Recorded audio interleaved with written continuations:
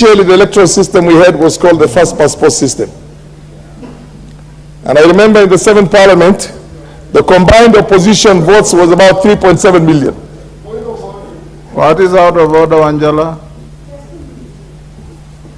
I'll get some more. All this time. What is out of order? Thank you, Mr. Speaker. Mr. Speaker, I do agree with you that you know all of us.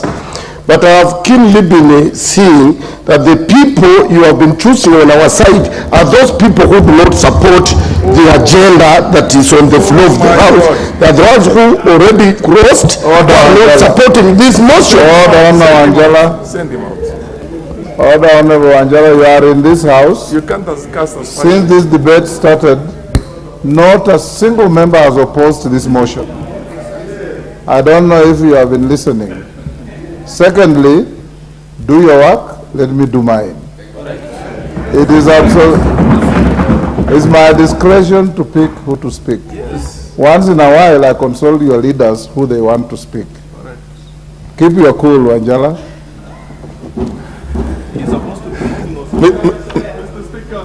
I hope I get my time back. Mr. Speaker, at that time,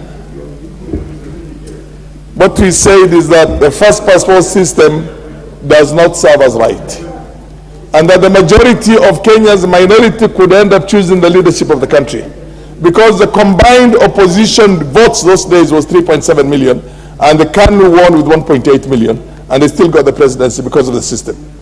We said we have to go for a system that says 50+1.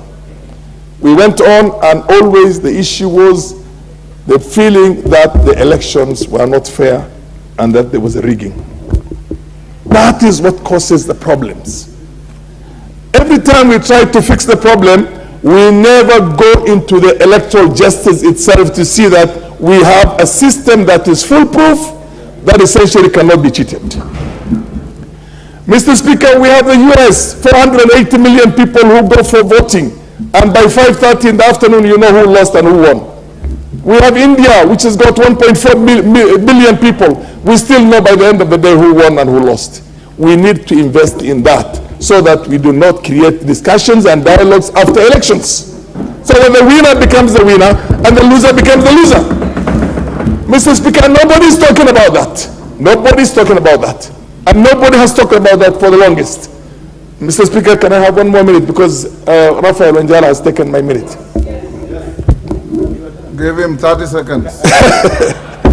Mr. Speaker, when you say constitutional, legal, and policy, perfect.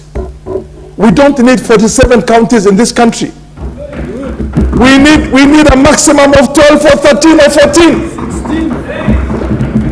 Mr. Speaker, this one's not viable. We need to bring the resources together for them to be able to make a meaningful change in the lives of people in the country. Mr. Speaker, the other thing is that this cannot be a nation of men and women. It can be a nation of laws and systems, and that is how we have to look at it. Not because Farah has said this or that, or not because Wetangula has said this or that. It has to be a nation of systems where everybody, nobody's above the law and nobody's below the law. And we have a system that... Mkunji.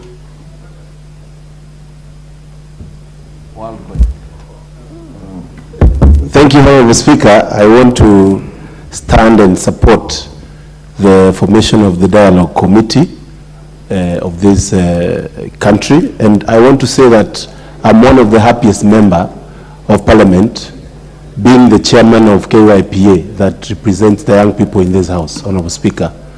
And one of the issues that had gotten into really my nerves is the issue of ensuring that these young people, I've seen them going into a level of radicalization in the name of, Honorable Speaker, getting them into streets.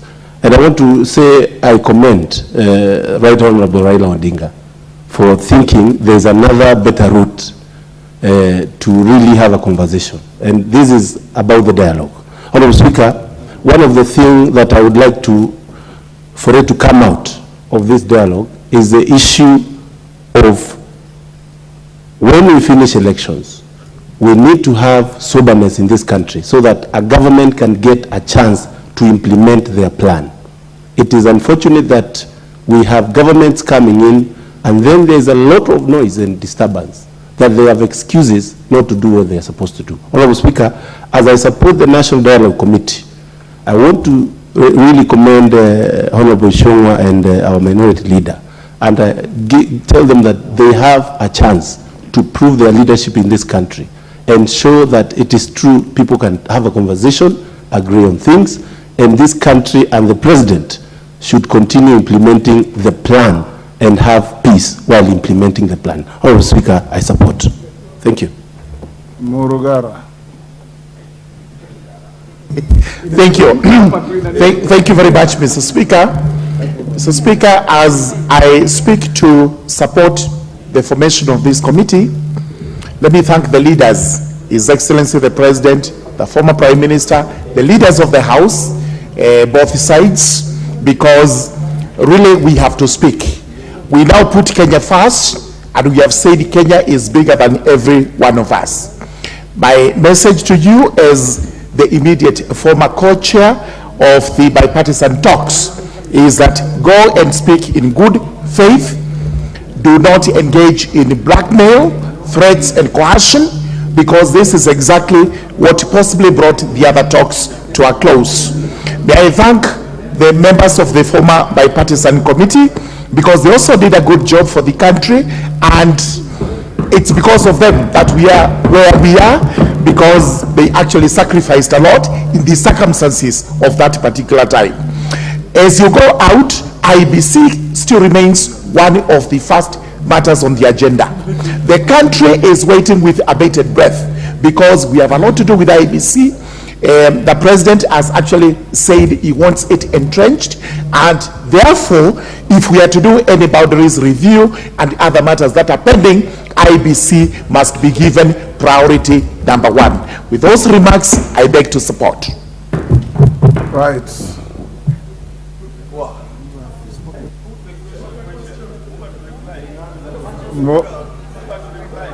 Allow me to, the member for